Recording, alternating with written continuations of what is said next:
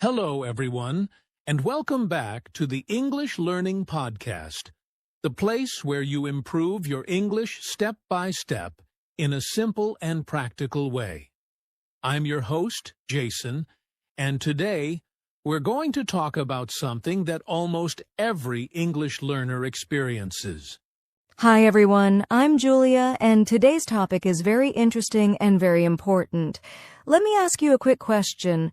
Have you ever understood English when you read or listen, but when it's time to speak, your mind suddenly becomes blank? Yes. Maybe you know many English words. Maybe you understand movies, podcasts, or teachers. But when someone asks you a simple question in English, your brain quickly starts translating from your native language. Exactly. Your brain says something like, okay, first think in my language, then translate it into English, then check the grammar and finally speak. And by the time you finish thinking, the conversation has already moved on. And that can feel very frustrating. Many learners say, I understand English, but I cannot speak fast. Or they say, I always translate in my head. But here's the good news. This is completely normal, and it's something you can change with the right training. That's right. In today's episode, we're going to show you how to train your brain to think directly in English so you don't need to translate every sentence in your mind. We'll share simple techniques, daily exercises, and practical tips that can slowly change the way your brain uses English. So if you want to speak more naturally, respond faster in conversations, and feel more confident when using English, then this episode is definitely for you. All right, let's get started and understand why our brain translates in the first place. All right, so let's talk about the big question. Why do we translate in our head in the first place? Why can't we just think directly in English? That's such an important question, and the answer is actually very simple. It's because of how we learned English from the beginning. Exactly. In many schools, English is taught through translation. The teacher gives a word in English and then immediately gives the meaning in your native language. For example, the teacher says apple and then says the meaning in your language. So your brain creates a connection like this. English word to native language to meaning. Right. But native speakers don't think like that. When they hear apple, they don't translate it. They see the image of an apple in their mind immediately. So the real problem is not your intelligence. It's not your memory. It's just a habit. Your brain is used to going through your native language first. And the brain loves habits. Once it learns a pattern, it wants to keep using it. So every time you want to speak English, your brain automatically says, okay, let's translate first. There's also another reason. Comfort. Your native language feels safe. It feels natural. So your brain prefers to think in that language because it's easier and faster. But here's what happens during a real conversation. Imagine someone asks you, what did you do yesterday? Your brain quickly starts working. First, you answer in your language. Then you translate it into English. Then you check the grammar. Then you check the tense. And only after that you speak. And that whole process might take 5 or 10 seconds. In normal conversation, that feels very long. Meanwhile, the other person is waiting, and you start feeling nervous. And when you feel nervous, your brain works even slower. So now we have two problems, translation habit and fear. And together, they make speaking feel difficult. But here's something very important. Translating in your head is not a failure. It's actually a sign that you are learning. Yes. It means you know both languages. That's powerful. We just need to train your brain to build a new habit, a direct connection between ideas and English. And the good news is this. Your brain is flexible. It can change. It can build new habits at any age. So don't think, I will always translate. No, you just haven't trained your brain the right way yet. Exactly. And in the next part, we're going to explain what thinking in English really means and why it's much easier than you think. All right. So now that we understand why we translate in our head, let's talk about something very important. What does thinking in English actually mean? Yes, because many learners misunderstand this idea. When they hear think in English, they imagine speaking perfect English in their mind with advanced vocabulary and perfect grammar. Exactly. They think it means sounding like a native speaker inside their brain. But that's not true at all. Thinking in English does not mean using difficult words. It does not mean speaking fast. And it definitely does not mean being perfect. Thinking in English simply means this.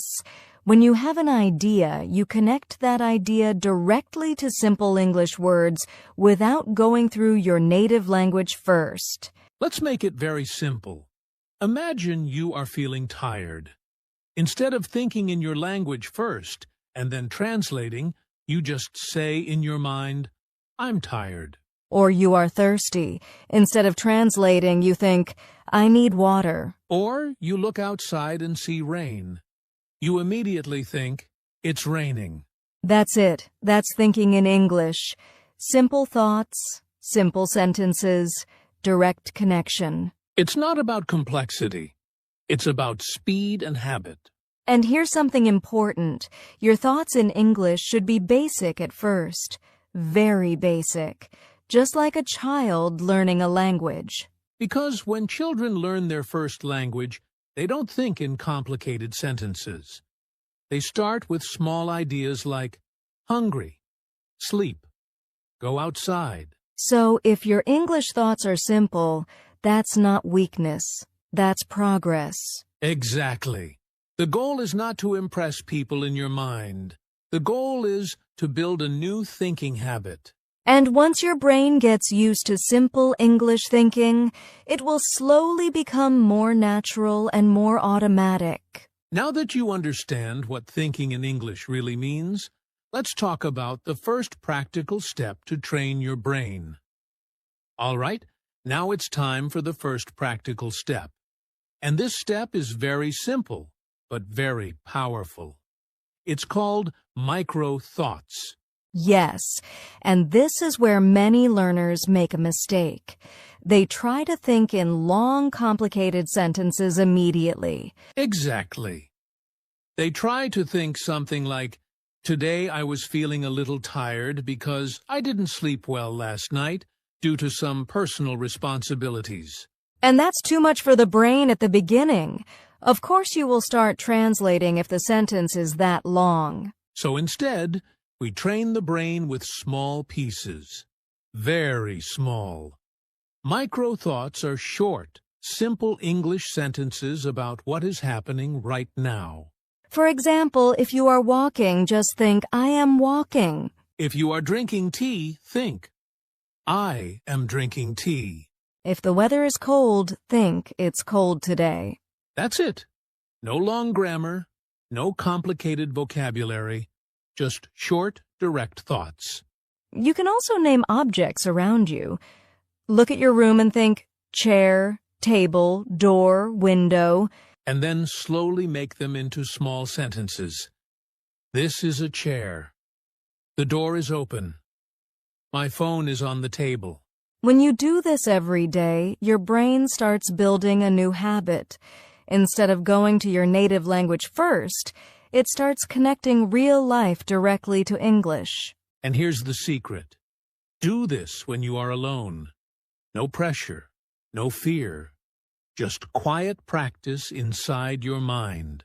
Even 5 minutes a day of micro-thinking can slowly change how your brain works. Remember, big fluency starts with small thoughts. And now that you understand micro-thoughts, let's move to the next step. How to stop translating word by word. All right. Now that we're practicing micro-thoughts, The next big step is to stop translating word by word. This is a huge trap for many learners. Yes, and honestly, it's very natural to do at first. When you see a new English word, your brain automatically thinks, "What does this mean in my language?" Exactly. And that's fine at the beginning. But if you keep doing it, it slows everything down. Your conversations become slow and unnatural. Think about this. If you translate every single word, your brain gets stuck, and even small sentences take forever to form. So the key is to start learning phrases and chunks, not just individual words. For example, instead of learning take as just a word, learn take a shower or take a break. Instead of learning make alone, learn make a decision or make a plan. Yes, by thinking in phrases, your brain learns English patterns naturally. You don't need to translate each word anymore. You just recall the whole phrase. Another example, instead of translating "I am going to the store" word by word, your brain remembers it as one complete idea. And here's a tip. When reading or listening, try to notice common phrases. Then repeat them in your mind in English without translating. It feels strange at first, but the more you do it, the faster your brain creates direct connections between ideas and English. Exactly. Stop thinking, "What is this word in my language?" and start thinking, "What is this phrase in English?" Once you stop translating word by word, your English thinking speed will improve a lot. And in the next step, we'll make it even more powerful by using your imagination and visualization to train your brain. All right, now we're moving to a really powerful technique, visualization. This is where your imagination becomes your English teacher. Yes, and this is something that native speakers do naturally.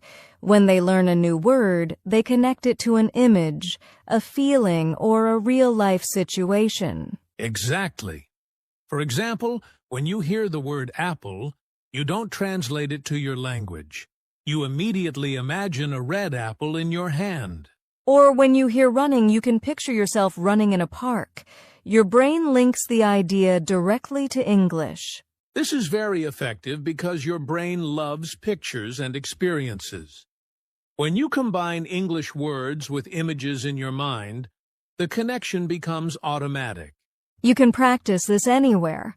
Look around your room and imagine everything in English. This is a chair. The window is open. My phone is on the table. Or create small scenarios in your imagination. Imagine going to the grocery store and think, "I need milk. I want apples. Where is the bread?" The key is to see it in your mind first, then say it in English. This trains your brain to link ideas directly to English instead of translating. And the best part? You can do this for just a few minutes a day, and over time, your brain starts thinking in English automatically. Yes, visualization makes English real and alive in your mind, not just words on a page. Next, we'll take it further with a simple daily 5-minute brain training routine to make this a habit.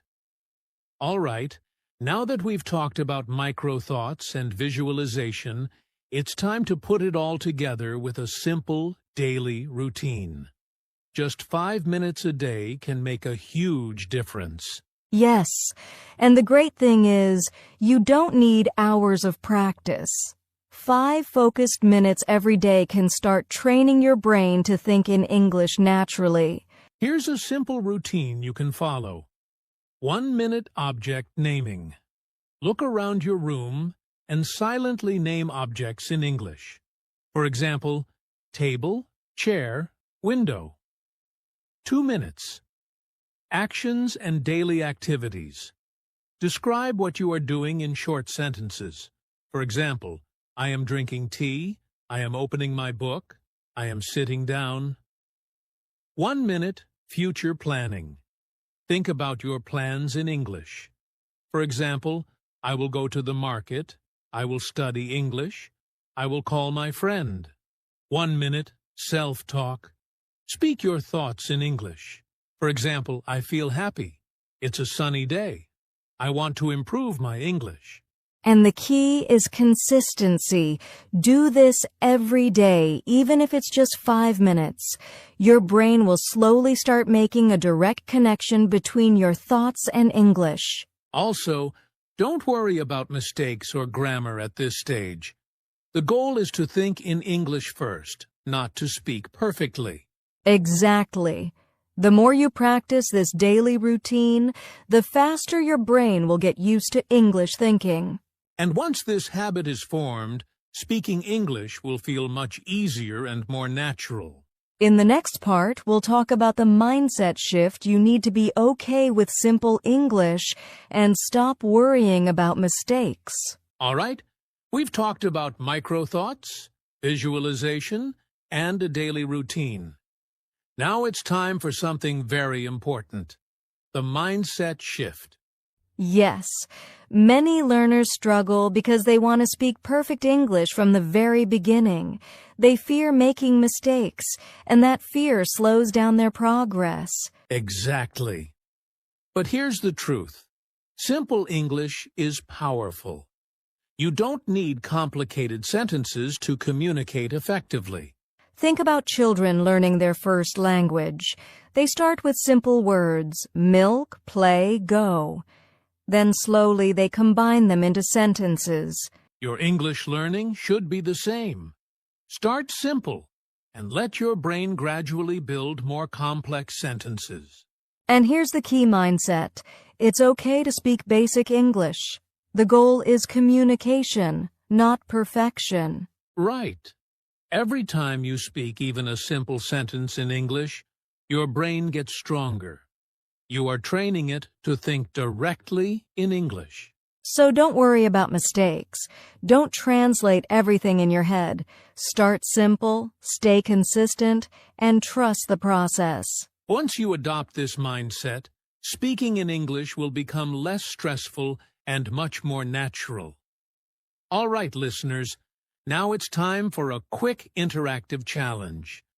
This is where you get to put everything we've talked about into action. Yes, don't worry, it's very simple. I want you to pause the episode for 1 minute and describe your surroundings in English. Look around you and say short sentences. For example, this is my chair. The window is open. I am drinking tea. Or describe your actions. I am sitting, I am writing, I am listening to a podcast. Remember, keep it simple. Don't worry about mistakes or grammar. The goal is to think in English directly without translating. Yes, even just 1 minute of practice can help your brain make stronger English connections. After you try this, continue listening to the podcast. You'll see how much easier it is to think in English when you make it a habit. And the more often you do this kind of mini practice, the faster your English will improve. So go ahead, take 1 minute, practice thinking in English, and let's continue with the final part summary and powerful call to action. All right, everyone, let's quickly review what we've learned today. Yes. First, we talked about the big problem, why our brains translate in our head and why that slows us down. Then we explained what thinking in English really means: simple thoughts, direct connection, no translation. Next, we shared 4 practical steps to train your brain. Start with micro-thoughts, small, simple sentences. Stop translating word by word, learn phrases instead. Use the visualization technique link, English words directly to images and situations. Follow a daily 5-minute brain training routine. Consistent practice builds habit.